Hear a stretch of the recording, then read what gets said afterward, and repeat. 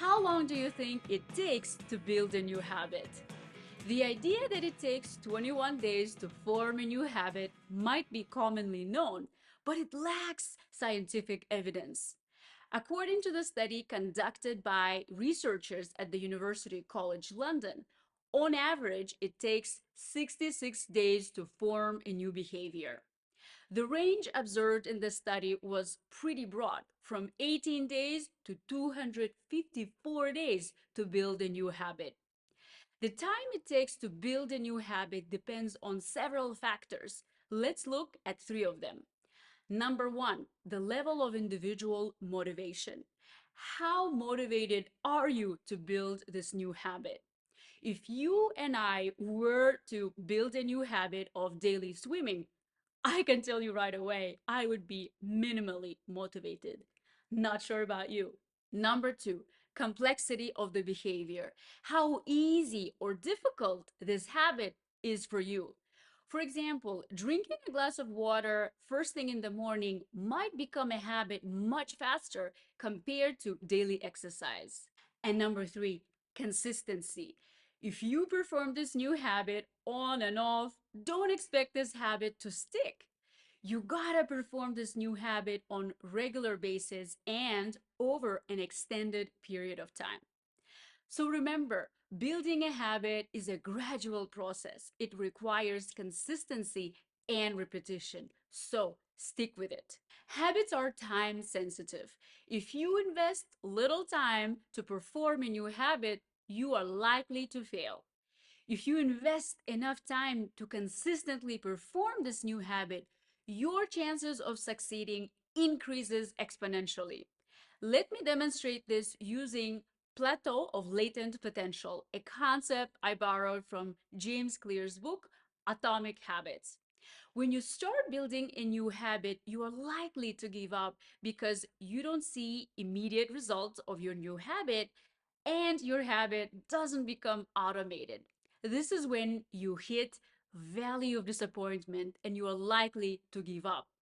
However, if you persist just a little more and stick with this habit, over time, you actually succeed in making this new behavior stick, and it will be much easier to engage in this behavior. There's also compound effect when it comes to habit building. This is when small and consistent actions taken over a period of time lead to significant results. This concept is similar to compound interest in finance, where interest earned on your initial investment leads to additional interest over time. James Clear discusses the power of marginal gains and the compounding effect of tiny habits. This can be illustrated through the example of 1% improvement. If you can get better 1% every day in one area of your life over the course of a year, you get 37 times better by the time you are done. Conversely, if you get worse 1% every day over the course of a year, you decline nearly down to zero.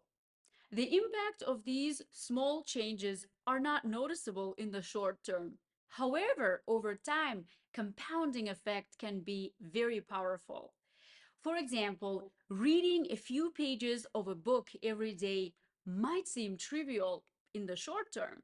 However, over the course of weeks and months, the compounding effect kicks in and you will find yourself having read several books. To illustrate this compounding effect over time, let's look at a Chinese bamboo tree.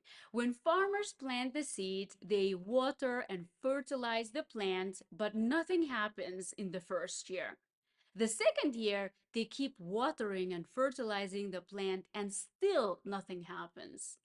The third and fourth years, the farmers continue to water and fertilize, and yet they don't see any apparent results. Sometime in the fifth year, over the course of 6 weeks or so, the tree grows 27 meters. This is surprising. Do you think the tree grew 27 meters in 6 weeks or 5 years? It's obvious that it's 5 years because farmers kept caring for the crop day in and day out, even though they didn't see any immediate results. So, be patient and stay consistent when you try to build a new habit. It's essential to be patient and realistic with yourself when trying to build a new habit, especially if you're trying to make a major behavior change.